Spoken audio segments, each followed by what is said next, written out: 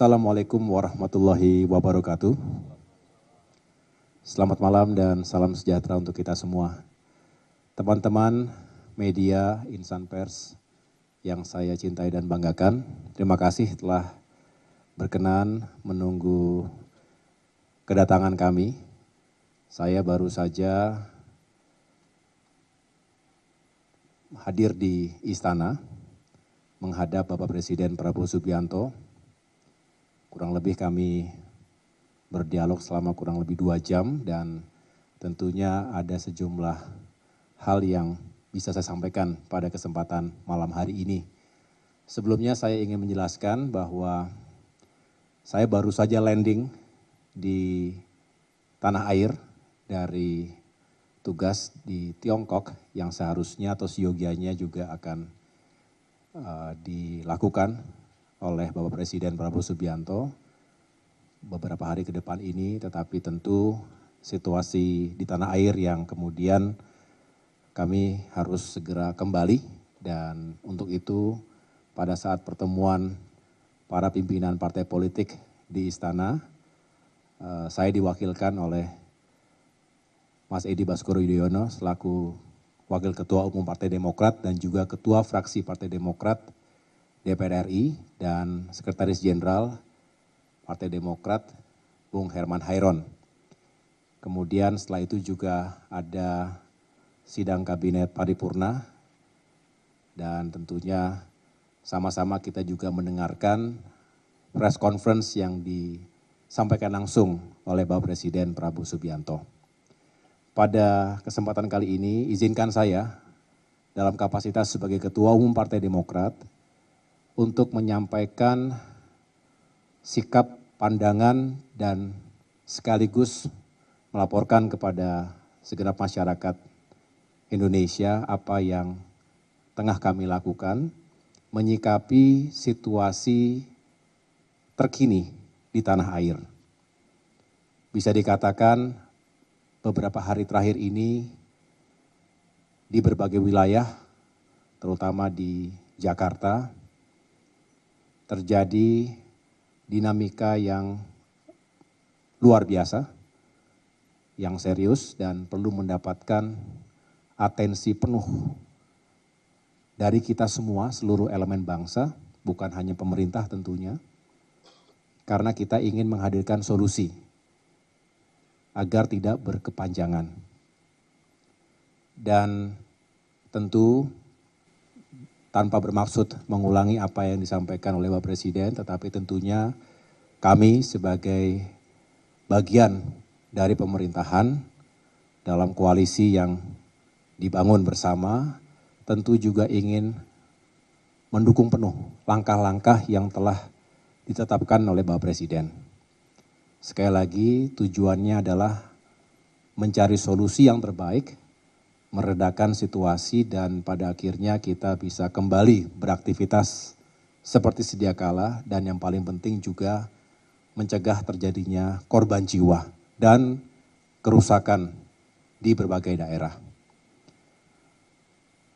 Pertama tentunya kami juga menyampaikan duka cita, bela sungkawa atas meninggalnya almarhum Afan Kurniawan dan sejumlah saudara kita di berbagai kota lainnya yang juga sungguh menjadi tragedi. Dan sekali lagi kita berusaha sekuat tenaga agar insiden tragedi tersebut tidak terulang di waktu-waktu mendatang. Demokrasi dan kebebasan harus mendapatkan tempat yang baik di negeri ini. Partai Demokrat selalu mendorong itu, tentu diletakkan pada koridor konstitusi, undang-undang, dan aturan yang berlaku di negeri kita. Hukum tentu harus ditegakkan, berlaku untuk semua, termasuk kami mendorong investigasi terhadap insiden yang telah terjadi, itu benar-benar bisa diungkap secara transparan dan akuntabel. Sekali lagi keadilan harus tegak di negeri kita. dan ini berlaku untuk semua. Kami juga tentu menunggu hasil investigasi yang dijalankan oleh Polri terhadap jajarannya dan sekaligus juga menghimbau kepada siapapun untuk benar-benar kita menghormati dan mematuhi segala hukum, aturan yang berlaku di negeri kita. Mari kita cegah berbagai tindakan yang anarkis, karena selain itu membahayakan, provokasi dalam sebuah kekacauan di lapangan bisa saja menimbulkan korban jiwa atau mengakibatkan luka, sekaligus kerusakan bahkan kehancuran. Terjadinya pembakaran, penjarahan di sejumlah lokasi, baik terhadap institusi maupun terhadap pribadi, ini juga harus bisa kita cegah. Dan sekali lagi mari kita hormati aturan yang berlaku dan kita memberikan ruang kepada para penegak hukum juga untuk bisa menjalankan tugasnya secara profesional. Ini negara kita sendiri, Partai Demokrat selalu melihat negara kita sendiri, bangsa kita sendiri, marilah kita juga selalu terbuka untuk mendengarkan aspirasi, masukan, kritik, selagi itu memang konstruktif, disampaikan dengan cara-cara yang konstitusional, dan tetap menjunjung tinggi persatuan dan perdamaian di antara kita. Saya rasa harus diberikan ruang seluas-luasnya. Sikap saling menghormati dan menghargai ini penting.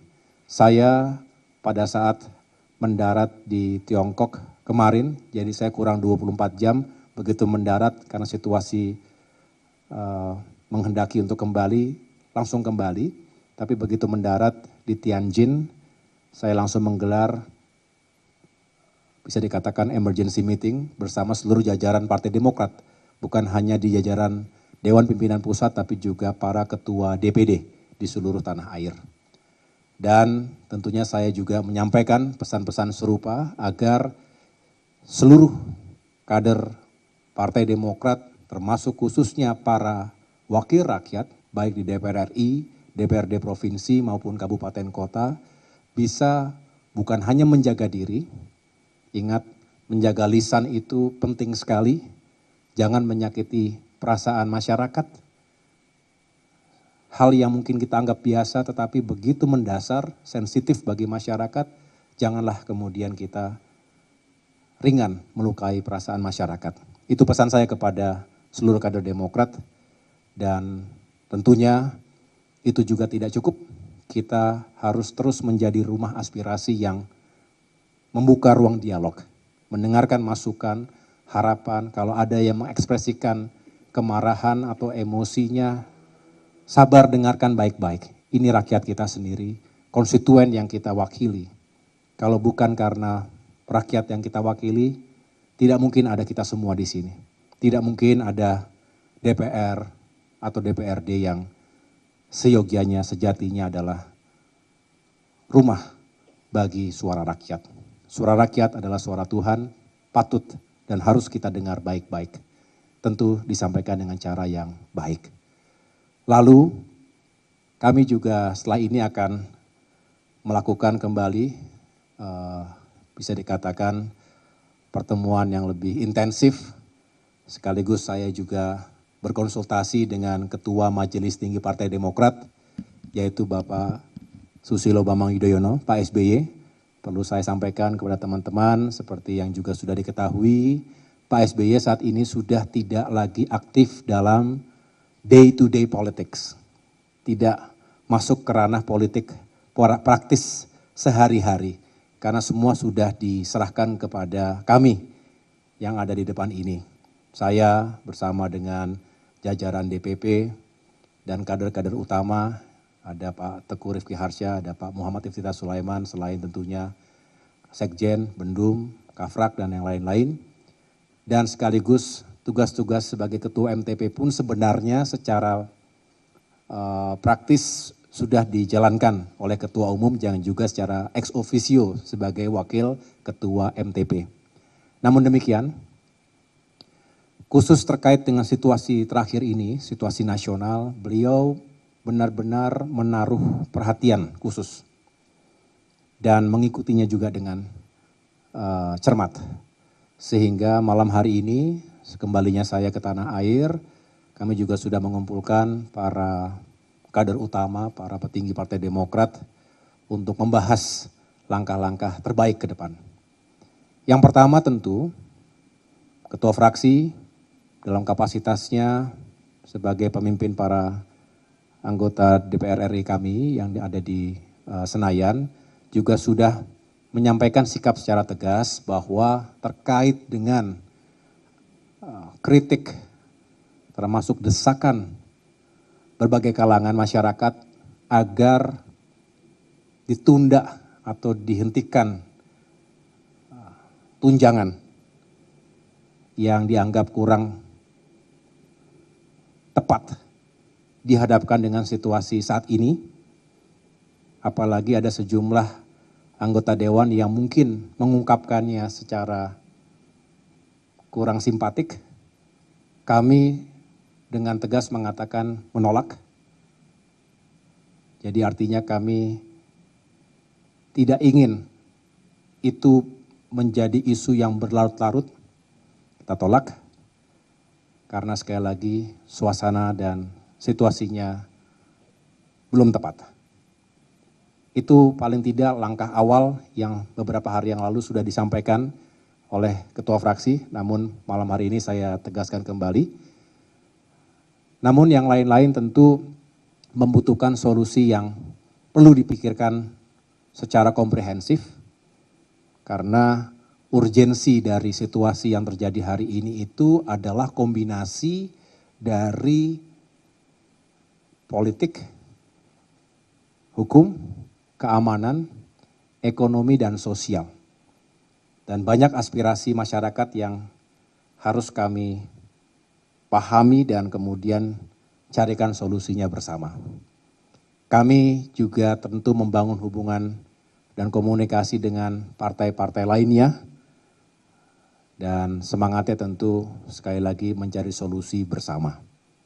Pada akhirnya kita ingin negara kita kembali teduh, damai, karena hanya dengan itu kita bisa kembali fokus pada pembangunan.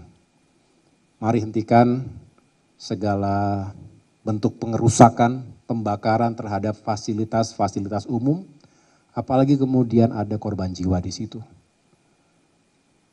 Dan kalau terjadi kerusakan demi kerusakan, bukankah itu juga akan menyulitkan kita semuanya? Mari sama-sama kita jaga situasi yang kondusif. Saya mengajak dan telah menginstruksikan kepada segenap kader Demokrat untuk juga menjadi bagian dari solusi. Jangan menjadi masalah. Tidak ada yang sempurna, tapi kita selalu mengevaluasi diri dan selalu ingin berusaha menjadi yang lebih baik, termasuk menjadi wakil-wakil rakyat yang lebih baik. Itu yang dapat saya jelaskan pada kesempatan malam hari ini. Selebihnya sekali lagi kami mendukung penuh segala upaya kebijakan yang diambil oleh Bapak Presiden Prabowo Subianto. Kami ingin segera bisa menetralisir situasi dan dinamika. Kita buka ruang diskusi, dialog, menghadirkan semua elemen bangsa, para tokoh dalam dialog yang terbuka, dan sekali lagi satu tujuan yaitu mencari solusi yang terbaik untuk bangsa dan negara kita. Pada akhirnya kita menempatkan rakyat, kepentingan rakyat di atas segala-galanya. Itu adalah tujuan kita berbangsa dan tujuan kita bernegara. Demikian, terima kasih atas perhatian teman-teman sekalian. Kurang lebihnya saya mohon maaf. Wassalamualaikum warahmatullahi wabarakatuh.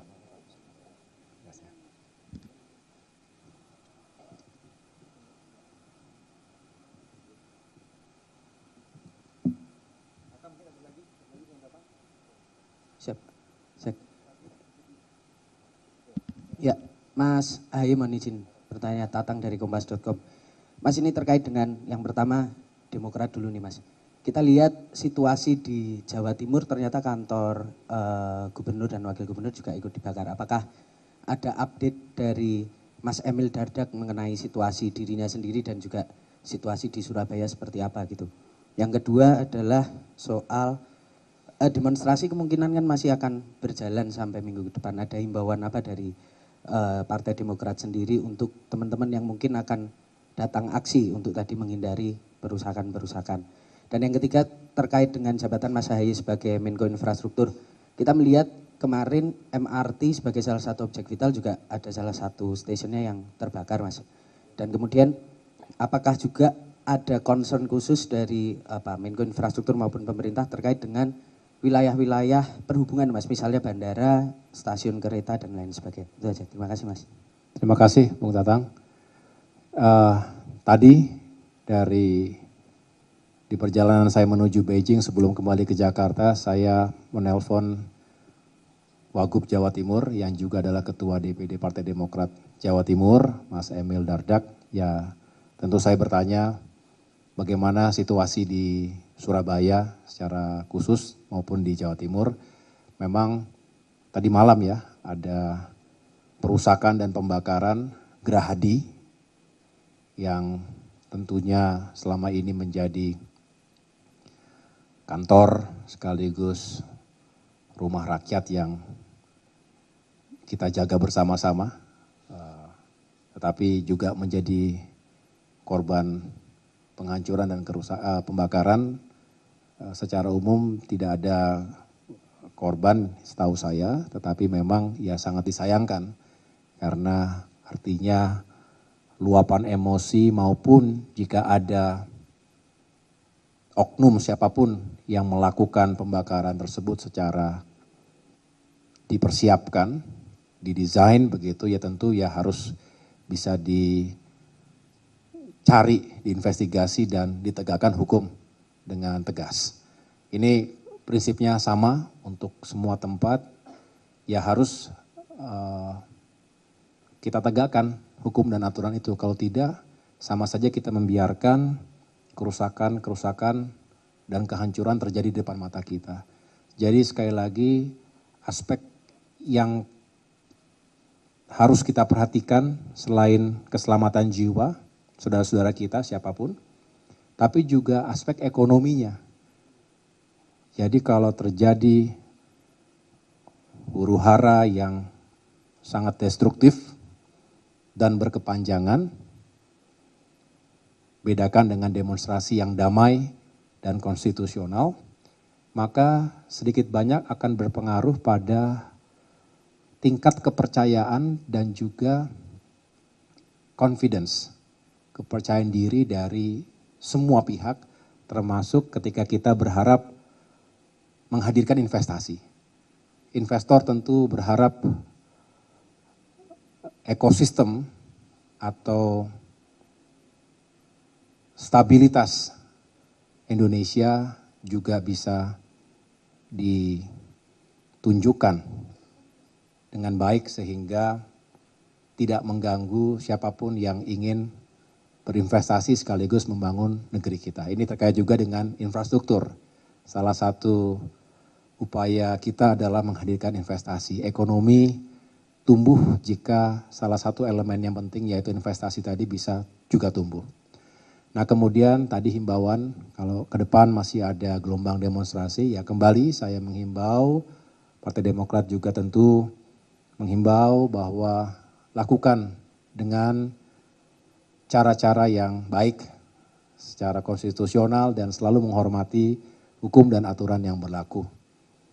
Kita juga menghimbau para petugas di lapangan, apakah anggota Polri atau TNI yang memperkuat pengamanan di lapangan. Dulu saya juga pernah bertugas seperti itu. Sampai dengan maghrib menjelang malam, tetapi dilakukan secara profesional memang butuh kesabaran karena tidak mudah mengendalikan massa dalam jumlah yang besar, apalagi kalau sudah ada kekerasan di sana sini yang juga bisa membahayakan petugas. membahayakan prajurit di lapangan. Ya, tetapi sekali lagi ini adalah resiko dan tanggung jawab yang harus diemban. Oleh karena itu, marilah sama-sama saling menghormati. Menghormati para petugas yang menjalankan tugas secara profesional, menghormati masyarakat atau semua kalangan yang ingin menyampaikan aspirasinya, menyampaikan perasaannya secara terbuka di publik. Kemudian yang terakhir tadi terkait dengan sejumlah kerusakan terkait dengan infrastruktur, saya tentu akan secara khusus menyampaikan kepada Menteri Pekerjaan Umum, Menteri Perhubungan khususnya, di mana sejumlah infrastruktur dasar, infrastruktur transportasi ini juga ada yang rusak akibat pengerusakan atau pembakaran. Nah, mudah-mudahan bisa segera ditanggulangi, diperbaiki, dan direhabilitasi sehingga bisa berfungsi seperti sedia kala. Terima kasih. Ada lagi, satu lagi terakhir ya. Selamat malam Mas Ketum, saya Fajri dari MNC Trijaya. Tadi kan sebelum kesini Mas Ketum sempat berbincang 2 jam dengan Pak Presiden. Apakah itu pertemuan khusus dengan Mas Ketum atau ada ketua umum partai politik lain? Itu yang pertama. Yang kedua tadi terkait tunjangan rumah dan sebagainya untuk anggota DPR, tegas Partai Demokrat menolak. Kemudian apakah sikap dan pandangan Partai Demokrat terkait RUU perampasan aset, karena itu juga salah satu RUU yang didesak oleh mahasiswa ketika aksi demonstrasi. Terima kasih. Iya, tadi karena saya tidak ikut pertemuan siang diwakilkan oleh Mas Ibas dan Pak Sekjen, tentu saya begitu landing langsung menuju ke istana untuk melaporkan bahwa saya sudah kembali ke tanah air dan tentunya ingin mendengarkan langsung arahan-arahan Bapak Presiden. Dan tadi akhirnya duduk kurang lebih 2 jam, tidak sendirian, saya ada beberapa menteri yang lain dan tentunya kita membahas beberapa isu ya tentunya masih terkait dengan situasi nasional akhir-akhir ini. Dan beliau tentunya mengucapkan terima kasih karena Partai Demokrat juga terus memberikan support, diminta maupun tidak diminta, bukan hanya dalam statement atau sikap, tetapi juga langsung berusaha untuk juga mencari solusi. Paling tidak tadi yang saya sampaikan dengan membantu menenangkan masyarakat dan situasi di berbagai daerah. Kalau untuk, nanti bisa ditanggapi juga oleh Mas Ibas terkait dengan pembahasan RUU perampasan aset, seperti apa di Senayan. Ya, baik. Tentu kami di DPR juga terus mendorong dan menyusun undang-undang yang sesuai kebutuhan masyarakat. Dan dalam hal ini tuntutan dari mahasiswa, beberapa elemen masyarakat terkait dengan RUU perampasan aset itu juga sesungguhnya sudah masuk dalam prolegnas DPR RI. Untuk saudara-saudara ketahui bahwa dalam membentuk undang-undang, parlemen juga memerlukan pemerintah yang dalam hal ini menjadi bagian untuk menyusun tidak hanya daftar isian, tapi juga menyelesaikan undang-undang tersebut.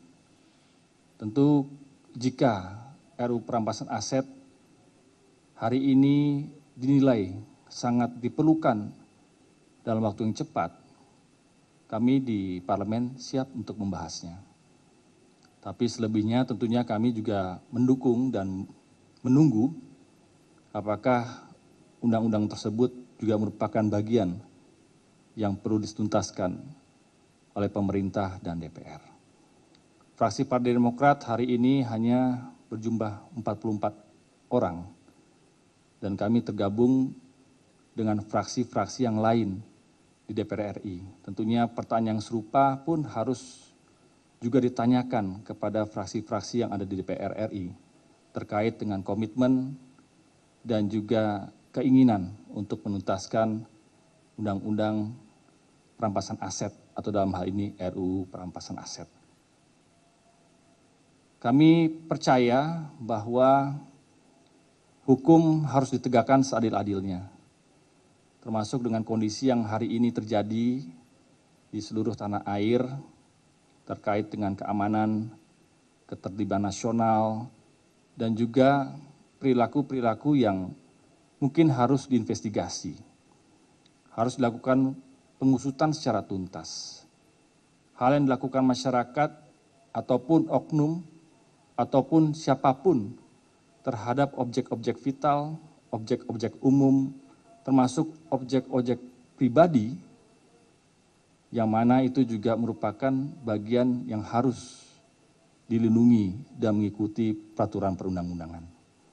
Pola-pola perampasan aset secara langsung yang ditunjukkan hari ini akibat kemarahan, akibat rasa kekecewaan yang mungkin dirasakan oleh masyarakat terkait dengan isu dan keinginan atau harapan tertentu, tentu tidak semerta-merta harus dilakukan dengan cara-cara seperti itu.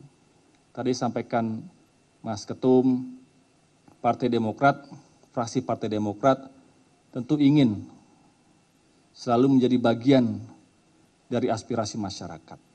Kami juga ingin terus mendengar harapan dan keinginan masyarakat.